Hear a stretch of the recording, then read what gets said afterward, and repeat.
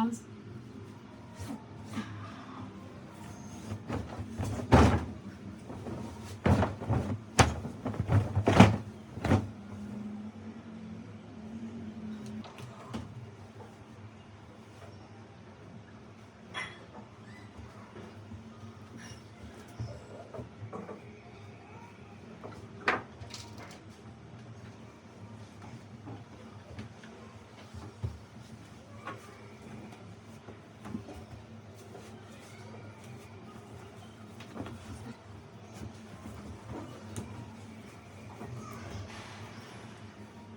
ತುಂಬ difficult friends bed adjust ಮಾಡೋದು.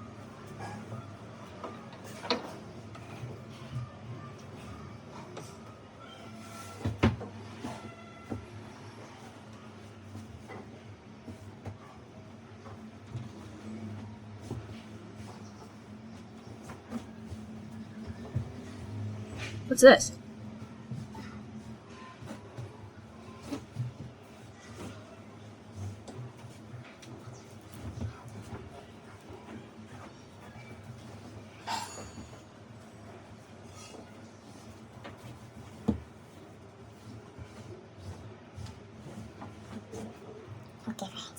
Okay friends ಬೆಳಿಗ್ಗೆ ಎದ್ಬಿಟ್ಟು ನಾನೆಂತ ಹೇಳಿದ್ಲು ಡಸ್ಟಿಂಗ್ ಮಾಡೋಕ್ಕೆ, ಅದಕ್ಕೆ ಇವಾಗ ಡಸ್ಟಿಂಗು ಕ್ಲೀನಿಂಗ್ ಎಲ್ಲ ಮಾಡ್ತಾಯಿದ್ದೀನಿ ಇವತ್ತು.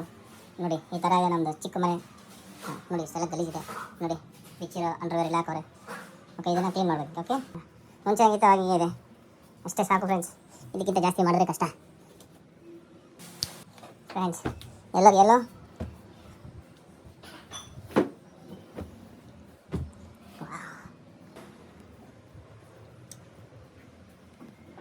ನಾನು ಹೆಂಟು ಕೋಪದಲ್ಲಿ ಪೊರ್ಕೆ ಬಿಸಾಕವಳೆ, ಇದರ ಅರ್ಥ ಕಸ ಗುಡಿಸೋ ಅಂತೇಳಿ ಅಲ್ವಾ ಪೊರ್ಕೆ?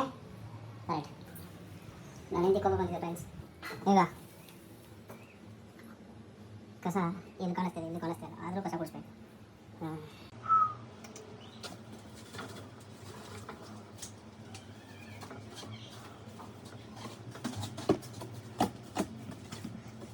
ಒಂದೊಂದ್ಸರಿ ಆಸೆಗೆ ಸಾಮಾನೆಲ್ಲ ತಂದಿಟ್ಕೋತೀವಿ, ಆಮೇಲೆ ಕಸ ಗುಡ್ಸೋದ್ರೆ ಗೊತ್ತಾಗುತ್ತೆ ದೇವರ್ಸಿದು ಎಷ್ಟು ಒಂದು ಸಾಮಾನಿದೆ ಅಂತೇಳಿ. ಅವನ್ನೆಲ್ಲ ಗುಡ್ಸ್ಕೋಬೇಕು. ಅದಕ್ಕೆ ಮನೆಗೆ ಎಷ್ಟು ಬೇಕು ಅಷ್ಟು ಮಾತ್ರ ಸಾಮಾನು ತೊಗೊಂಡ್ಬಿಡಿ ಸಾಕು, ಜಾಸ್ತಿ ಎಲ್ಲ ಗುಡ್ಸ್ಕೋಬೇಡಿ. ಆಮೇಲೆ ನನ್ನ ಮಕ್ಕಳಿಗೆ ಏನೇ ತೊಂದರೆ ಅಲ್ಲ.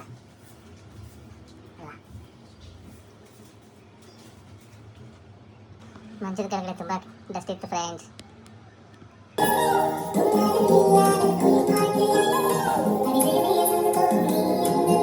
ಕಸ ಗುಡಿಸ್ತದ್ನಾ ನನ್ನ ಹೆಂಡತಿಗೆ ತಲೆ ಬಾಚ್ಬೇಕಂತೆ, ಹೋಗ್ತೀನಿ ಆಮೇಲೆ ಬಿಡಿಸ್ತೀನಿ.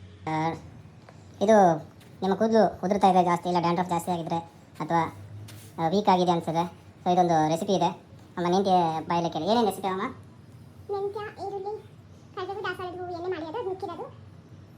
ಮೆಂತ್ಯ, ದಾಸವಾಳ ಹೂವು, ಕರಿಬೇವು, ಆಮೇಲೆ ಈರುಳ್ಳಿ. ಇದನ್ನು ಫ್ರೈ ಮಾಡಬೇಕಲ್ವಾ? ಎಣ್ಣೆಲಿ ಕುದಿಸ್ಬಿಟ್ಟು